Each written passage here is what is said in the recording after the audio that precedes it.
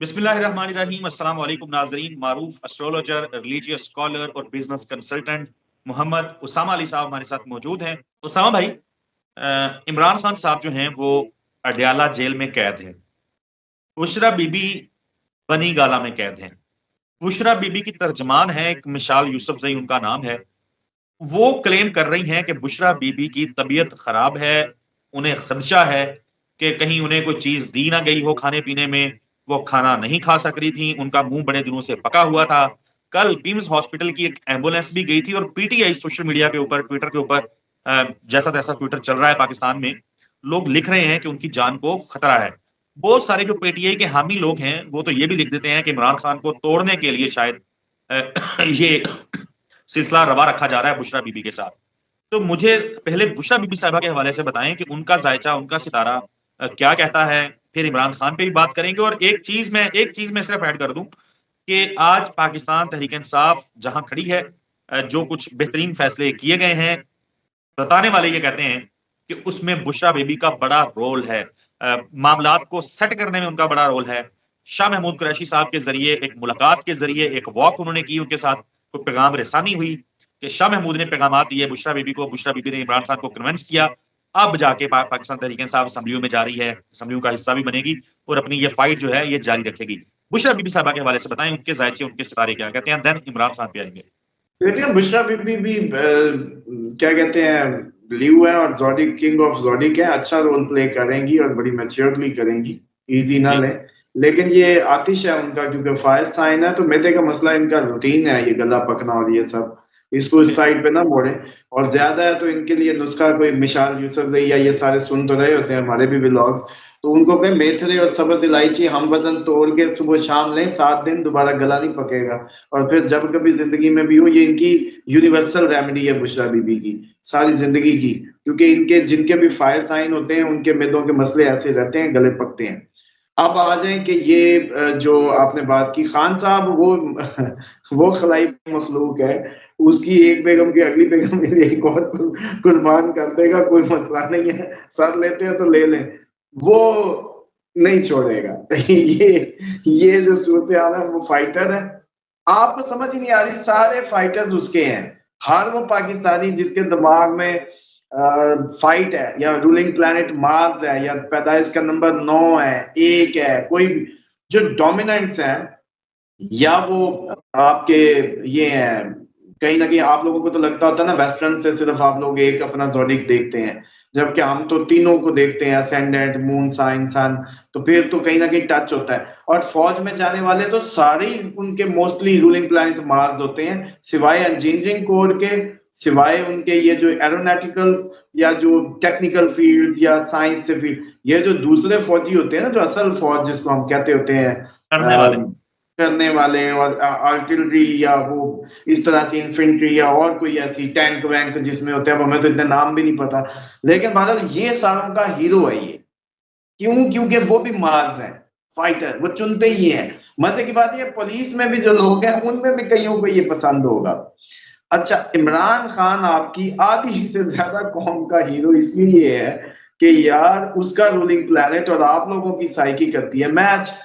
इस बात से अब आप कैसे अपनी कौम को छुड़ा लेंगे? आप या अपनी कौम मारे या इसको मारे, इसके अलावा इन दोनों का संगम नहीं टूट सकता। तो इमरान खान बेगम की कुर्बानी तो दे देगा, वापस वापस होने वाला नहीं है। डोंट वरी कि वो जी ब्लैकमेल हो जाएगा इनसे, वो नहीं होने वाला ब्लैकमेल, सवाल ही नहीं पैदा होता। अब उसामा भाई, सिचुएशन है क्या? आप जो प्रेडिक्ट कर रहे थे कि अप्रैल के बाद आने के उनके चांसेस हैं, तो वो किसी भी वक्त सकते हैं, लेकिन अप्रैल में वो मुश्किलात से निकलेंगे। ये एक तरह आज खुशखबरी लें, 24 को हो सकती है। ये 24 आपकी जो है वो अच्छा दिन है, उस दिन इमरान खान के लिए कोई खुशखबरी है। अब पता नहीं, बनी गाला में बेगम के साथ ही भेज दें, ये भी हो सकती है। ये भी हो सकती है कि कोई डील मामला जो आप लोगों को भी हाथ से जाते लग रहे हैं, वो कोई खुशखबरी आ जाए। बहरहाल ये 2 दिन जो है ना इस महीने के, उनके अच्छे लकी डेज हैं। इनमें कुछ ना कुछ तो अल्लाह करे हो सकता है उनके हक में बेहतर हो। तो ये तो है, इस तरह के जो दिन आते हैं ना अप्रैल तक, हर उन दिनों में उनके चांस रहेंगे फेवर के उनके हक में। तो अप्रैल तो वो डेडलाइन है जिसमें ये सारे के सारे अपनी जैसे कहते हैं ना कि औकात में वापस हो चुके होंगे और पतले हो सकता है कि कुछ ना कुछ नरम हो चुके हैं, उन्होंने देख लिया हो तो। और मुलाजिम की ना एक कैपेसिटी होती है सर, ये ज़हन में रखा हाँ भाई, करें, मैं एक एक, वो एक सवाल ज्यादा हद से बात ज्यादा बर्डन नहीं ले सकता। उसामा भाई, अप्रैल तक उनके सारे आप कह रहे हैं कि वो बिल्कुल यानी बेहतर हो जाएंगे, लेकिन अब बात हो रही है कि 9 मई के जो केसेस हैं उनमें इमरान खान को सजा सुनाई जाएगी, सख्त सजा दिलवाने की कोशिश की जाएगी हुकूमत की जानिब से। इसके साथ साथ अलकादर ट्रस्ट का मामला जो है वो बड़ा खतरनाक बताया जाता है इमरान खान के लिए। कुछ भी नहीं होना, ये जितने मर्जी कोशिशें कर लें, ये एक दिन ऐसे ही जैसे वो दूसरे लाडले को ला के नहीं साफ किया था इन्होंने, ये खुद टाकियां मार के साफ करेंगे, केस वेस सारे झाड़ झोड़ देंगे और माफिया भी मांगेंगे और केस भी वापस लेंगे सारे के सारे। और फिर होगा कि ये सूरत हाल बननी बननी है, क्योंकि ये अब मसला ये है कि मोदी इस हुकूमत को चाह रहा है, ये जो जाहिर बात है मियाँ साहब को लाने में पूरी दुनिया इधर की उधर हो जाए ना, एक ही बंदा है वो है मोदी। उसने अपने मुल्कों के इर्द गिर्द सब में अपनी हुकूमतें लाने का प्लान किया था, ताकि वो अपने मुल्क को अगली जो दूसरी बड़ी, अभी 5वीं तक लाया है, वो उनको कह रहा है अगले वोट दो मुझे, मैं दूसरी बड़ी इकॉनमी बना के दिखाऊंगा। और अगलों ने प्रूफ भी किया है जी, रशिया के मामला अमेरिका को फड़कने नहीं दिया, उन्हीं से तेल लेके उन्हीं को यूरोपियन को बेच रहा है, जान के फायदे तो वो उठा रहा है। तो वो तो देखो, वो असल में इस सारी इसके पीछे, और वो अपना इन्फ्लुएंस भरपूर यूज कर रहा है। और इसको ला के नवाज शरीफ को या शहबाज मतलब ला के, तो हम मोदी की उससे बच जाएंगे। जो अटैकिंग की पॉलिसीज हैं, या वो जो कश्मीर के मुतालिक या जीबी के मुतालिक उधर कह रहा है 1000 की तारीख दोहराऊंगा, मतलब सीधी कर जाऊंगा इस दफा, जो उसकी लेटेस्ट स्पीच है। मोदी ने क्योंकि जीत जाना है, दूसरा मोदी ने ये सब करना ही करना है, आप बेशक जो मर्जी कर लें। जिस दिन इनको ये यकीन हो गया,